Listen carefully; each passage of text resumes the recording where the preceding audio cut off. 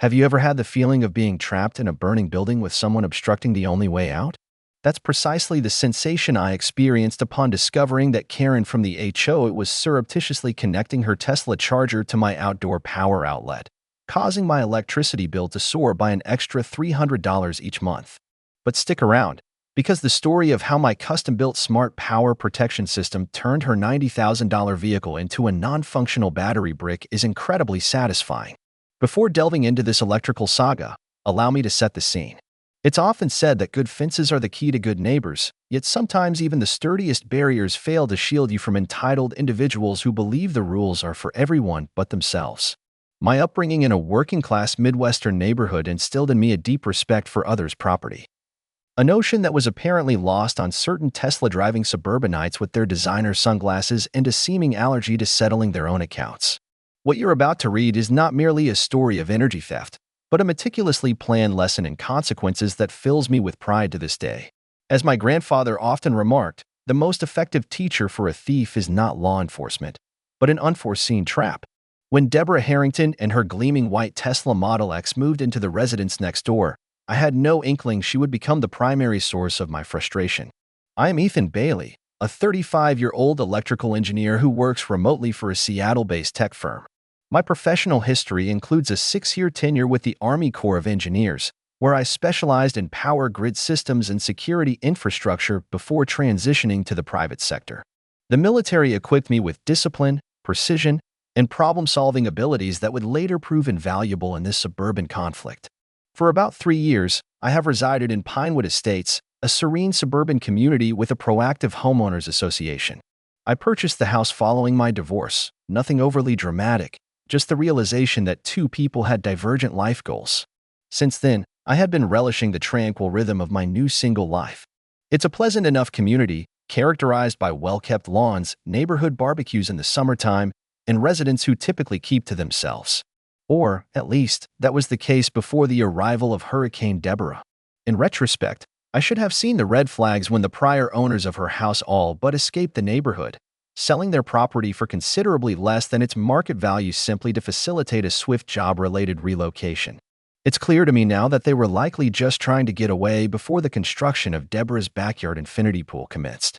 My first encounter with Deborah occurred when I presented her with a welcome basket containing some local craft beer, artisan chocolates, and neighborhood information. I'm not an inherently outgoing person, but my mother brought me up with traditional Midwestern politeness that has proven difficult to shake. "How considerate," Deborah remarked with a well-rehearsed smile that failed to reach her eyes as she took my humble gift. She was dressed in what I would soon learn was her regular attire, designer yoga pants that had clearly never been worn in a yoga class, a cashmere sweater despite the mild temperature, and enough jewelry to trigger metal detectors from 50 paces away. As she gave me a brief tour of her recently renovated house, I couldn't help but notice her frequent use of words like premium, exclusive, and top of the line to describe every single fixture and appliance. The home had been completely changed from the modest 4-bedroom colonial it once was into what Deborah obviously saw as her suburban castle. "This kitchen island is crafted from imported Italian marble," she noted, sliding her manicured fingers across the countertop, which was larger than my entire kitchen. "We had to endure a 6-month wait, but William, that's my husband, insisted on only the finest for our forever home. He's a corporate attorney. You see, quite successful." She managed to bring up his profession and success 3 more times during the short 15-minute tour. Her demeanor shifted subtly when she inquired about my home, her eyes narrowing as if she were evaluating a possible rival, or more accurately, concluding I wasn't worthy of her attention. "Oh, and have you lived in your quaint little house for a while?" The way she used the word quaint made it sound as if she were referring to a restroom at a gas station. When I shared that I was an engineer, her interest noticeably faded. It seemed that unless you were a doctor, lawyer, or hedge fund manager, you hardly existed on Deborah Harrington's social map. That initial meeting should have served as a clear warning, a screaming red alert that I regrettably overlooked. In the subsequent weeks, Deborah initiated what I can only term a methodical campaign to take over the community. She swiftly worked her way into the good graces of the HOA board by employing a mix of flattery, intimidation, and calculated acts of generosity. Her extravagant dinner parties gained notoriety not for their engaging conversation, but for the ridiculously pricey wine she served and the frequent, not so discreet name-dropping that punctuated her table talk. A mere 6 weeks after her arrival, she had somehow maneuvered herself into the position of HOA vice president. Despite being a total newcomer, the former vice president, a retired elementary school principal named Dorothy, who had served diligently for 7 years, abruptly resigned, claiming personal reasons. I later found out from Martha that these personal reasons involved Deborah uncovering and threatening to reveal Dorothy's son's prior DUI to the entire neighborhood. During this period, I mostly kept to myself, occupied with work assignments and the occasional online video game session with friends. My job, which involves designing power management systems for commercial properties, consumed my days, while my modest social life took up the evenings. I was aware of Deborah's swift rise to a position of neighborhood influence, but to be honest, HOA politics had always struck me as a particular brand of misery I was keen to sidestep. My approach was straightforward: pay my dues, adhere to the sensible rules, and lead my life. That was my philosophy until the electric bill arrived 1 month after Deborah moved in. Opening that envelope felt like a punch to the stomach. The total was $450, nearly 3 times my typical $150 bill. Initially, I thought it must be an error and contacted the power company. The customer service agent verified that the reading was correct and proposed that I might have a malfunctioning appliance or had drastically altered my usage habits. I reviewed my consumption patterns, wondering if I'd inadvertently left something on, but everything appeared to be in order. I even walked through the house with an electricity usage meter, checking every major appliance, yet I couldn't find anything to account for the sharp rise. The puzzle grew more perplexing when my next-door neighbors on the other side, a retired duo known as the Andersons, casually mentioned that their bill had stayed the same. Whatever was consuming so much of my electricity was isolated to my property. It wasn't until a week later, when my home security camera issued a notification at 2 a.m., that I figured out what was going on. I groggily looked at my phone and was so shocked I nearly tumbled out of bed.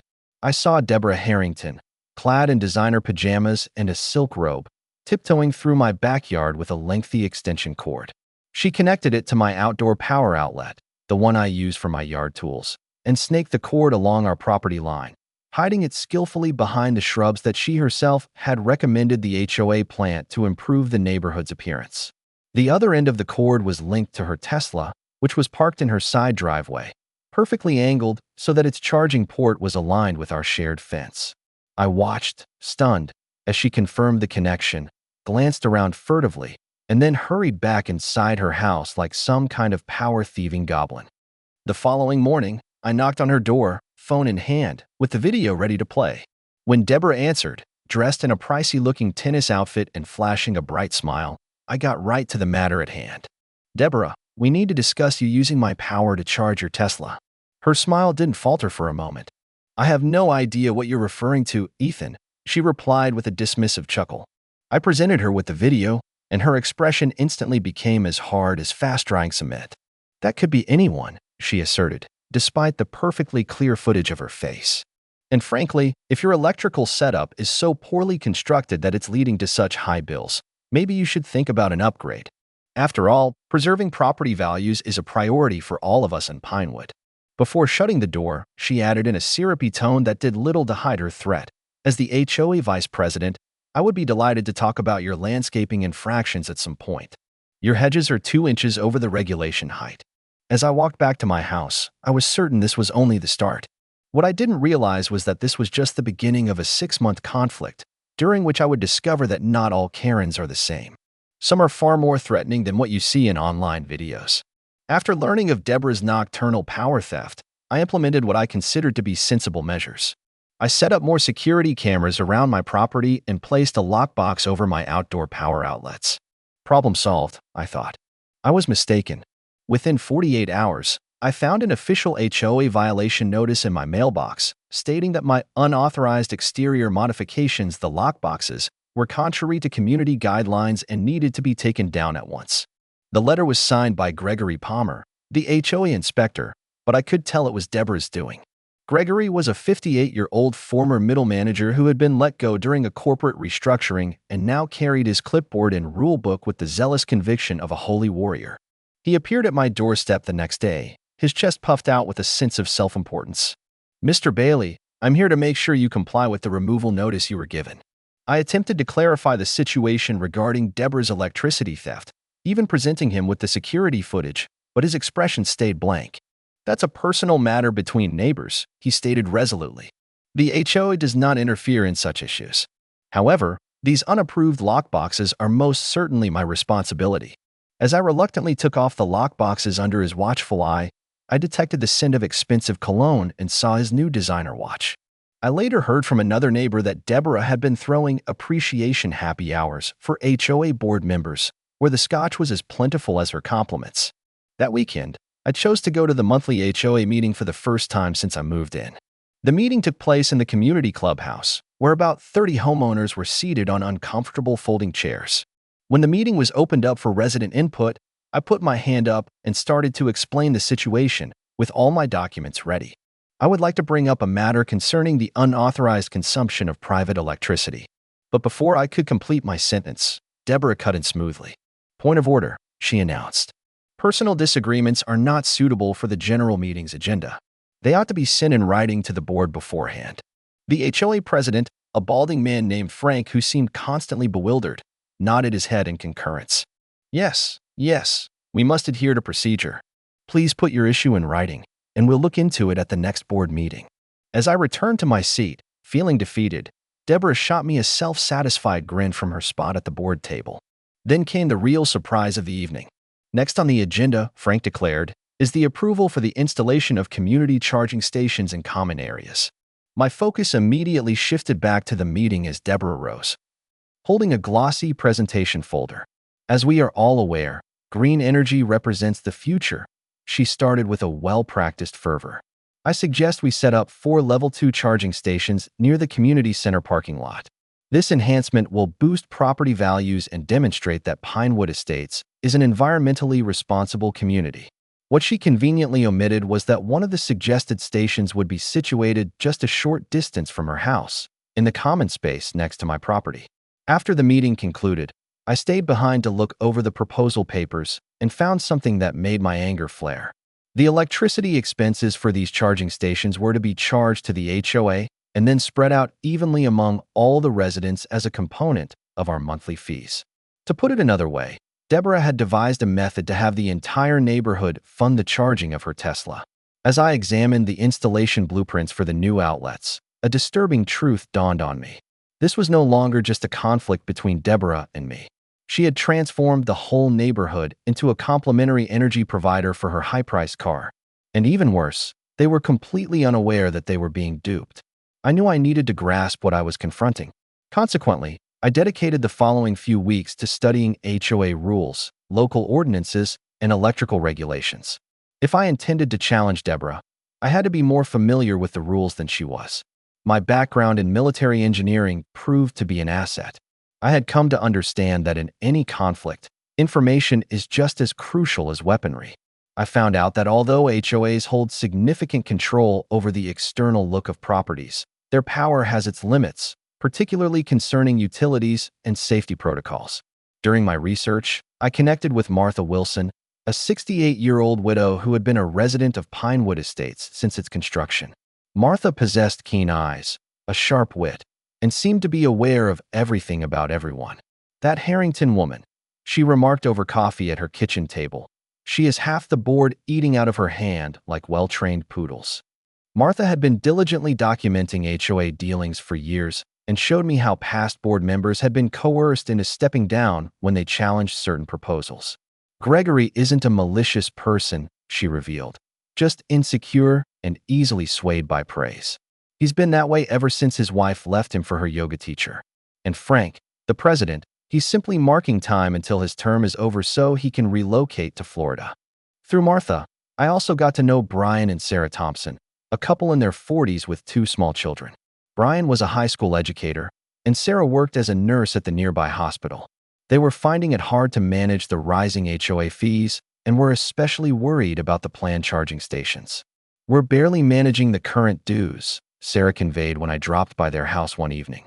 "Another hike would force us to take Tommy out of his baseball league." Their son, a lively 8-year-old, was at that moment showing my security camera footage to his younger sister. Both were laughing at the woman stealing electricity like a movie villain. With their support, I started to construct a case and enlist more allies. I discreetly fitted a power monitoring device to my electrical panel to record the precise amount of electricity Deborah was consuming, an average of 75 kilowatt hours each night, which, at our local rates, amounted to a significant sum over time. Brian and Sarah assisted me in gathering signatures from other homeowners who were troubled by the escalating HOA costs, while Martha offered essential details about HOA bylaws that could strengthen our position. By the time the next HOA meeting was on the horizon, I had assembled a thorough dossier containing video evidence, power usage data, cost analyses, and the signatures of 23 households that were against the charging station proposal unless it included individual metering. I felt ready, even self-assured. The night before the meeting, I was going over my presentation one final time when Martha rang. "Ethan, the meeting has been called off," she stated, her voice strained with frustration. They're citing technical difficulties with the clubhouse projector, but I just passed by and saw Deborah's car parked in front of Frank's house. Something is afoot. I stood there, holding a thick folder of evidence, and observed as Deborah conversed in hushed tones with board members near the community mailboxes the following day. It was in that moment that I grasped that you can't always succeed by adhering to someone else's rules. Maybe it was time to build a protection system, one that a former military engineer with a specialization in electrical systems could create. The next morning, I resolved to give Deborah one last opportunity to resolve the issue amicably.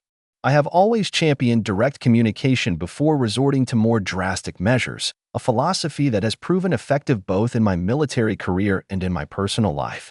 I went over to her house carrying my evidence, videos, photos, and electricity cost breakdowns, all arranged neatly in a professional binder. Their residence, which was already quite striking when they first moved in, now boasted new landscaping with imported Japanese maples and a fully remodeled front entrance featuring hand-carved double doors that likely cost more than my first vehicle. William, her husband, answered the door this time. He was a tall man in his mid-40s who seemed perpetually preoccupied, with a pricey haircut that made a valiant effort to conceal a receding hairline and the sun-kissed skin of a man who plays golf not for leisure, but for networking. He was wearing an expensive suit, even though it was a Saturday. The faint pinstripes and monogrammed cuffs silently announced, "I charge $500 an hour." I had only seen him a few times since their arrival. He appeared to depart early and come back late most days, the very picture of the absent corporate executive. "Deborah is at her Pilates session," he stated, glancing at his watch impatiently, a Rolex that shimmered in the morning sun. "Can this be put on hold?" His manner implied that whatever I had to say was surely not significant enough to disrupt his agenda. I clarified that it could not and presented him with the proof of his wife's actions. William reluctantly let me into their marble-tiled foyer, but no further, signaling that this was not a friendly visit. He glanced over the pictures with a barely hidden lack of interest, leafing through my carefully compiled documents as if they were a takeout menu from a place he had no plans to patronize. "Look," he finally remarked, returning the folder without so much as a glance at the cost analysis. "I'm certain there's been some sort of misunderstanding. It's only a few dollars worth of electricity, hardly something to get upset about." His condescending tone indicated that what was a considerable amount to me was mere pocket money to him, the type of individual who wouldn't bother to pick up a $20 bill off the ground because it wasn't worth his time. Before I could clarify that it was far more than a few dollars, and that the principle of theft was the actual problem, he looked at his phone and grimaced, clearly using it as a pretext to cut our discussion short. "I have a call with Tokyo in 5 minutes, he announced, already retreating towards his home office, which was visible down the corridor. "Why don't you two sort this out like grown-ups and perhaps not make such a fuss over minor neighborhood matters?" He shut the door before I could utter a word, leaving me on his porch holding my folder of evidence and a mounting sense of realization that both Harringtons possessed the same fundamental flaw: a total lack of ability to see beyond their own self-interest and entitlement. That afternoon, Deborah marched across our adjacent lawns, her designer sunglasses perched on her perfectly coiffed hair. "How dare you bypass me and go to William?" she hissed, making sure to keep her voice low so as not to be overheard by other neighbors. I stayed composed, explaining once more that she had to cease using my power and that I would challenge her charging station proposal at the upcoming HOA meeting. Her face reddened with fury. "You have no clue who you are up against," she said, her voice dropping to a menacing whisper. William is among the leading corporate lawyers in the state. A single word from him could make your little remote job vanish. One complaint about threatening conduct, and that military background of yours might not seem so admirable. The warning was unmistakable. Stand down, or she would complicate my life in ways I could not foresee. In the days that followed, I started to get odd looks from neighbors who had once been amiable. At the neighborhood grocery store, people who would typically pause for a chat suddenly had pressing matters elsewhere. The puzzle was cleared up when Brian Thompson phoned to call off our scheduled strategy session. "I'm sorry, man," he said with discomfort. "A rumor is circulating that you've been unstable since your time in the military. Something about you developing an obsession with Deborah and prowling around her property at night." I was left speechless. Deborah had completely reversed the situation, using my own security precautions against me. "Sarah, and I know it's not true," Brian quickly added, "but some folks are keeping their distance. They're saying you put up those cameras to spy on her, not to catch her stealing power." I arranged a small gathering at my home with my supporters, but only Martha and the Thompsons came. The others had sent texts with apologies, mentioning various other plans. As we went over our limited choices, Martha shared more unsettling information. She has persuaded the board to approve enhanced landscaping services for the common area adjacent to your house, she stated grimly. The work will create additional noise, beginning at 7 in the morning every day, weekends included. The expense will be tacked on to your monthly dues as a special assessment, given that it mainly benefits your property line. That evening, after everyone had gone, I sat in my garage workshop contemplating my choices. As an electrical engineer with military training in power systems, I was aware of methods to safeguard my property that would not breach any laws or HOA rules. I resolved to set up a Smart Power Protection System, SPS, a completely lawful device frequently employed in industrial environments to guard against power theft and electrical irregularities. The system was designed to identify unauthorized power consumption during odd hours and could automatically disconnect if it sensed excessive use or abnormal patterns. It was also set up to issue a slight voltage fluctuation as a warning before a complete disconnection, just enough to notify the user, but not enough to create any safety hazards under typical conditions. I dedicated the next few days to gathering the parts and programming the system. My garage became a workshop as I carefully tested every single component. This was no makeshift device. I adhered to the same engineering principles I apply in my professional life. The SBS was equipped with numerous safety features, including voltage monitoring, current sensing, time of use limitations, and, most importantly, a 3-stage warning system that would engage well before any protective actions were taken. I configured the system to log all electrical activity and maintain comprehensive records of any unusual behavior, details that would be crucial later on. The hardware itself was both elegantly straightforward and durable. It consisted of industrial-quality components encased in a weatherproof housing designed to endure the infamous rain of the Pacific Northwest. I even incorporated a battery backup to ensure the system would stay active during power failures. This wasn't overkill, it was professional. If I was going to secure my property, I was determined to do it correctly. After 3 days of creation and testing, I installed this system at the rear of my property, where I knew Deborah frequented her preferred outlets. I carefully affixed it in compliance with all electrical code standards and attached a clear, professionally made warning sign that read, "Protected by SBS. Authorized use only. Unauthorized use may damage connected devices." The sign featured standard electrical warning symbols and was lit by a small LED for visibility at night. No one could argue they hadn't been warned. I even took time-stamped pictures of the setup to have a record that everything was correctly installed and clearly indicated. I made absolutely sure the system was in full compliance with all electrical codes and safety regulations. The last thing I needed was to be held legally responsible. I went over the National Electrical Code specifications twice and checked with a friend who is a city inspector to make sure everything was up to standard. The system was engineered not to cause harm to individuals or property during normal operation. It would only initiate protective actions after several warnings had been disregarded, and even then, it would just produce a controlled fluctuation before safely disconnecting. Any damage would only happen if someone intentionally ignored the safety alerts.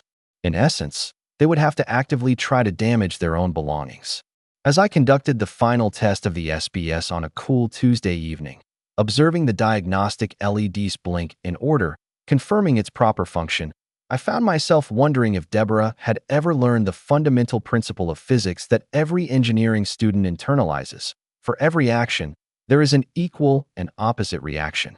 In the military, we had another expression: play stupid games, win stupid prizes. Deborah was on the verge of learning both lessons at the same time. The morning after I set up my SBS, I observed through my kitchen window as Deborah spotted the new device during her routine property inspection stroll. She stopped near the warning sign, narrowing her eyes to read it, and then gave a dramatic eye roll. That evening, I found another HOA violation notice. This time, it was for unauthorized signage. But since the warning was a mandatory safety notice for electrical systems according to county rules, I was confident it couldn't be taken down. I provided the necessary paperwork, referencing the applicable codes, and for a change, Gregory was unable to challenge actual legal mandates. For the next few days, my security cameras recorded Deborah looking at the outlet, but not connecting to it. I started to think that the warning might have actually been effective, but Martha kept me informed about Deborah's activities in the neighborhood. She's trying out outlets near the clubhouse now, Martha mentioned after her evening constitutional. But they're not strong enough for rapid charging, and she has to park her car too far from her house for her liking. I felt a slight sense of triumph until I got a notification that the HOA board had greenlit emergency funds for upgrading the electrical system in the common areas, getting around the standard resident vote by labeling it as an essential safety enhancement. The following week, workers put in new high-capacity outlets in the common space that bordered both my property and Deborah's, just as she had intended all along, but now fast-tracked as an emergency action.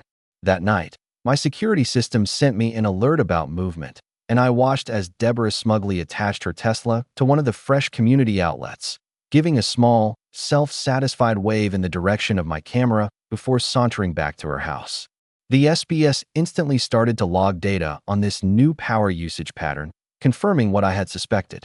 She was drawing a massive amount of power during off-peak times, and the expense would be shared among all the residents. I extended the SBS's monitoring to include the new community outlets as well, not to manage them, as they were not on my land, but to collect data on their usage. The system showed that Deborah was charging her car every night between 1 and 4 in the morning, pulling the maximum amount of power for 3 consecutive hours.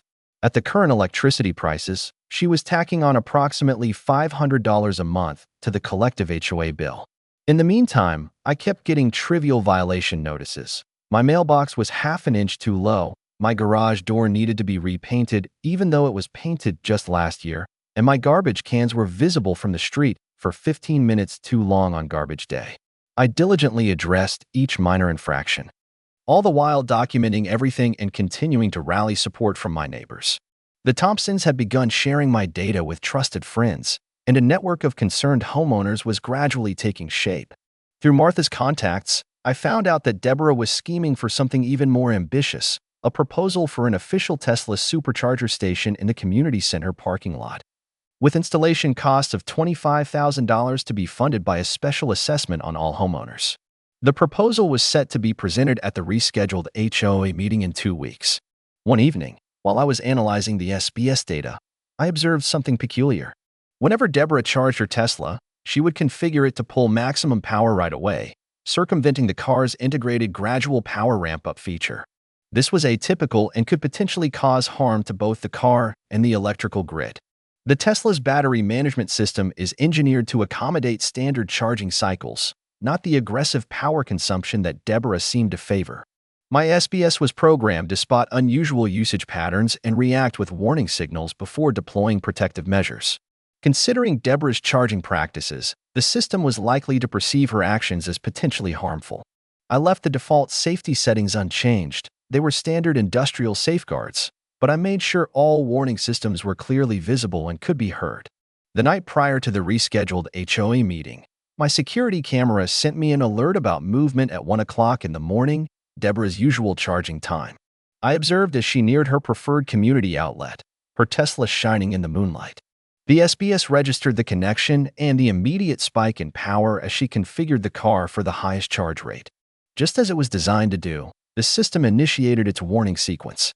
A small yellow light started to flash on the outlet box, and a quiet beeping noise signaled an abnormal power draw.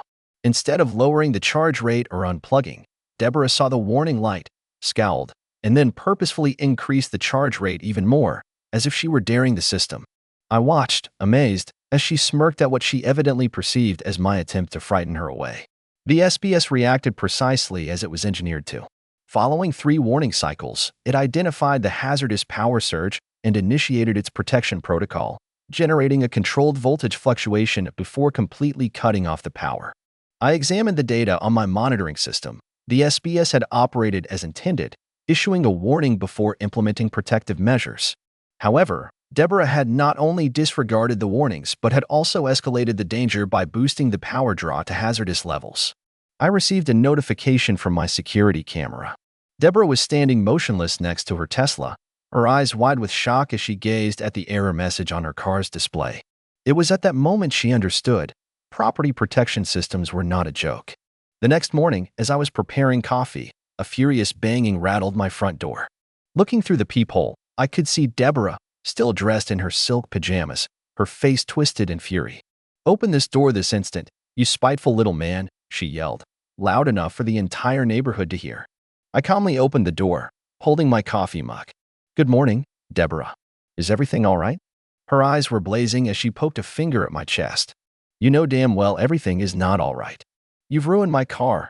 My Tesla is bricked, totally dead, and the diagnostic system indicates it's due to a power surge. You're responsible for this."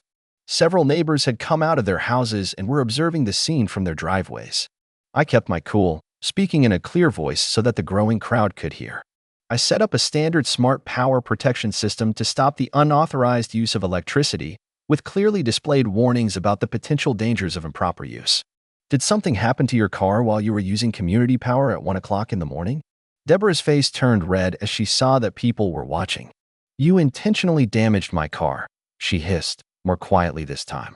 "It's going to cost $22,000 to replace the battery management system. William is on the phone with our lawyer right now. I would be glad to explain the system to your lawyer," I responded, grabbing the documentation from my SBS from just inside the doorway. "Here are the technical details, safety certifications, and warning notices. The system is engineered to guard against unauthorized use and hazardous power situations.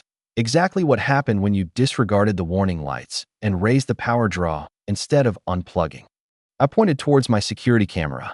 "I have footage of you ignoring the warning signals and intentionally increasing the charge rate, which activated the safety protocol. The system operated precisely as it was designed and certified to." William showed up 20 minutes later in his Mercedes, with his phone glued to his ear. He hung up as he neared us, looking irritated by the whole mess. "Ethan," he acknowledged curtly. "Deborah informs me you've damaged our Tesla with some kind of homemade electrical device." I handed him the technical papers without a word. Unlike his wife, William actually took the time to read them, his scowl deepening as he went through the pages. "This states the system has distinct warning signals that engage before any protective actions are taken," he pointed out, glancing at Deborah. "Did you notice any warnings?" Deborah stammered something about irrelevant blinking lights. As William kept looking through the documents, I offered to show him the video of Deborah disregarding the warnings, but he raised his hand. "That won't be necessary at this time." I decided it was time to reveal my full hand. "William, for months, your wife has been stealing electricity, first from me personally, and now from the community. I have documented everything, including how she influenced the HOA to set up charging outlets at the community's expense, mainly for her own advantage. I have videos, power consumption data, and statements from other residents. I tried to sort this out directly with both of you on several occasions." I watched as the lawyer in him assessed the situation. Furthermore, I should point out that the misuse of HOA funds for personal gain could be viewed as fraud, particularly when a person in a leadership role directs community resources primarily for their own benefit. William's professional composure wavered slightly. "I understand," he said. He then turned to Deborah, whose self-righteous anger had turned into unease. "We need to talk about this at home." Now, as they departed, I overheard him say under his breath, $22,000? Are you serious? And you've been doing what with HOA funds?" Later that afternoon, Deborah's prized Tesla was hoisted onto a flatbed tow truck, headed for the closest service center. The initial diagnostic assessment verified substantial damage to the battery management system, with repair costs projected at $22,000. To make matters worse for Deborah, the damage was not covered by the warranty, as it was deemed to be the result of improper charging techniques and ignoring safety alerts. As the car was being hauled away, Deborah faced me with pure hatred in her eyes. "You haven't won this yet, Ethan. The HOA will support me in this." I smiled. "Actually, I think we should convene at the special HOA meeting I've just called for. I'm sure everyone would be very keen to see these videos and find out who they've been footing the electricity bill for all these months." The special HOA meeting took place the following week in the community clubhouse, with an unprecedented number of attendees. The atmosphere was thick with tension as neighbors who typically only offered brief waves at the mailbox now sat side by side, murmuring in small clusters. Almost every household was in attendance, with people lining the walls after every chair had been taken. I showed up 15 minutes ahead of schedule to prepare my presentation and was taken aback to see Martha already there, arranging a pile of papers with the precision of a military officer. "Just a bit of light reading material," she said with a wink, passing a copy to me. It was a comprehensive log of every financial decision made by the HOA over the last 6 months, complete with notes on the relevant bylaw sections that had been breached. Martha had been gearing up for this confrontation for longer than I had imagined. Frank, the HOA president, a balding man with constantly clammy hands who had been eagerly anticipating his retirement in Florida before getting caught up in Deborah's manipulations, appeared anxious as he initiated the meeting. His hands shook slightly as he fiddled with his reading glasses, particularly when he saw Martha handing out her documents to the attendees. Deborah was seated in the front row, dressed in an ensemble that likely cost more than most people's monthly mortgage, her arms folded and her face set in a stormy expression. William was noticeably not there. It seemed Tokyo had required his presence once again. "We have a special presentation tonight," Frank announced, his voice faltering slightly as he tried to avoid Deborah's piercing gaze from the front row. "Ethan Bailey has asked for some time to talk about a community issue." The room became quiet as I made my way to the front, laptop in hand. I felt composed and ready. This was not so different from the military briefings I had delivered before, except this time the matter was personal.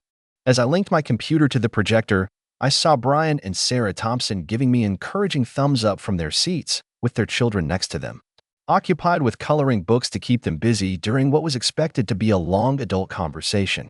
I had asked Brian earlier if the meeting was suitable for children, and he had replied, "They need to see that it's right to stand up to bullies," which neatly captured why I held the Thompsons in high regard. I connected my laptop to the projector and started to systematically lay out my evidence. Security videos of Deborah stealing electricity, data on power consumption, and precise calculations of the costs. Over the past 6 months, I clarified, the Harrington household has been consuming approximately 75 kilowatt-hours of electricity each night from community sources. At the current rates, that amounts to about $500 per month added to our shared HOA bills. A wave of murmurs spread through the room as I showed a graph illustrating how the HOA fee increases lined up perfectly with Deborah's charging patterns.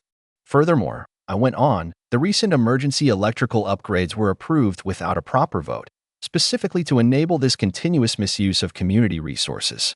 I also detailed the SPS I had set up, showing that it was a standard industrial protection system with the correct certifications and warning features. When unauthorized use is identified, I explained, the system issues clear visual and audible alerts before starting any protective actions.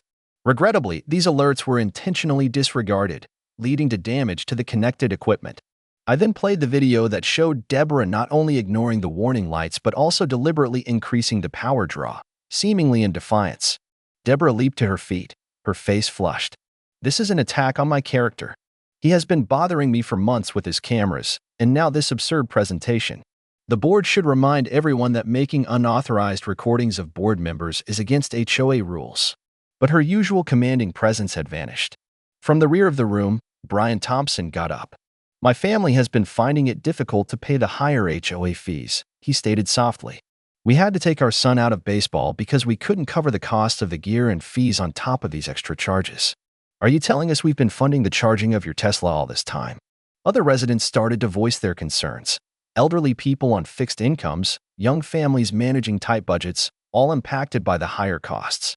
Gregory Palmer, the HOA inspector who had been so swift to penalize me for infractions, remained conspicuously quiet, looking at his clipboard as if it could protect him from the community's escalating frustration. William Harrington was not in attendance, having suddenly found an urgent business trip that could not be delayed. Frank tried to get the meeting back on track. "Perhaps we should set up a committee to look into these claims," he suggested, but he was cut off by Martha Wilson's firm voice. "I propose an immediate vote to demand full repayment of all misused funds, the removal of Deborah Harrington from the HOA board, and a new election for all board positions." The proposal was supported by at least a dozen people simultaneously. The vote was a landslide. The community overwhelmingly backed all three proposals, with only Deborah and two of her steadfast supporters voting against them. The final decision was that Deborah would have to pay back around $7,000 in electricity expenses. She was immediately dismissed from the board, and a special election was scheduled for the next month. Brian Thompson was put forward as a nominee for the new board president, running on a platform of transparency and equity. In the wake of these events, Pinewood Estates underwent rapid changes. The community seemed to let out a collective sigh of relief, as if a curse had been lifted. Within 2 weeks, Deborah and William listed their house for sale, pricing it significantly below its market value to ensure a quick transaction. The local grapevine, fueled primarily by Martha's wide-ranging network, suggested they were moving to another state where a cousin of William's had ties to an exclusive gated community, presumably one with more robust electricity security. Their moving day was remarkably subdued, with no neighbors stepping forward to help or offering the usual farewell presents. The only person who made an appearance was Martha, who positioned herself in a lawn chair across the street, knitting and periodically lifting her teacup in a sarcastic toast whenever Deborah happened to glance in her direction. Gregory resigned from his role as HOA inspector, attributing his departure to health issues, although it was common knowledge that his actual ailment was severe embarrassment. He later offered apologies to several homeowners he had wrongly penalized and has since adopted such a low-key lifestyle that some new residents are not even aware of who he is. Frank brought his retirement plans forward and relocated to Florida 3 months earlier than planned, seemingly happy to get away from the neighborhood's conflicts. The new board, with Brian at the helm, introduced extensive reforms aimed at promoting transparency and fairness. They updated the rules for community utilities, which included a completely new accounting system that detailed exactly how every dollar of HOA fees was spent. The board also set up official electric vehicle charging stations with individual meters, so that users would pay for their own power, a project I assisted in designing as my way of giving back to the community.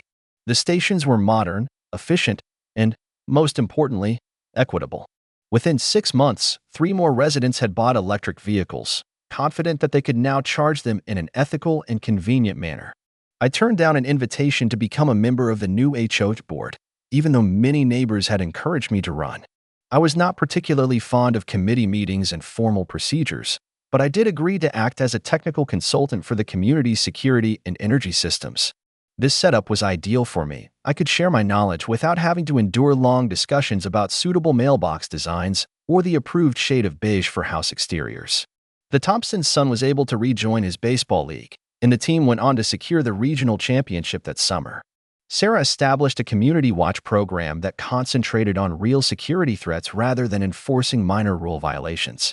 Martha initiated a community garden in the common area, where residents could cultivate vegetables and flowers, transforming a previously neglected area into a place that fostered community spirit.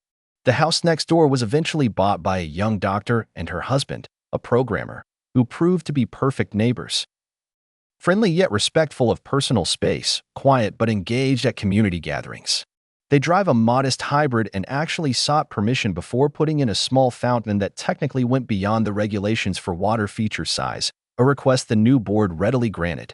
Whenever I pass the spot where Deborah used to park her Tesla, I can't help but smile. Today, an official charging station stands there, complete with a dedicated meter and a clear payment system. The irony of the situation is not lost on me. Deborah could have achieved exactly what she desired if she had simply been honest and fair in her approach. Instead, her sense of entitlement cost her $22,000 in car repairs, $7,000 in restitution, and whatever financial loss they incurred from the hurried sale of their home. Sometimes, people who depend on power and privilege overlook a crucial lesson. Not all victims are defenseless. An electrical engineer with expertise in protection systems can provide the most costly lesson a Karen who believes she can take whatever she desires without facing repercussions will ever receive. There's a certain poetic justice in it. Deborah swept into our community like a tempest, causing turmoil in people's lives and manipulating rules to suit her own ends, only to be brought down by the very electricity she sought to steal. As Martha remarked to me over coffee recently, her perceptive eyes sparkling above her reading glasses, you know what they say, karma doesn't require Wi-Fi to reach those who have it coming. I couldn't agree more. Sometimes, justice is served through official means, and other times, it is delivered in a meticulously designed package with warning lights that entitled individuals really ought to heed. The best outcome is that the community is now more resilient. People communicate more, support one another, and the transparency of the new board has rebuilt the trust that the previous leadership had diminished. We are not without flaws. No community is. But we have come to understand that uniting against bullies is effective at any stage of life. And if there's one thing I've taken away from this entire ordeal, it's that while skills in electrical engineering may not make you the center of attention at a party, they are certainly useful when you need to educate someone about the real cost of power.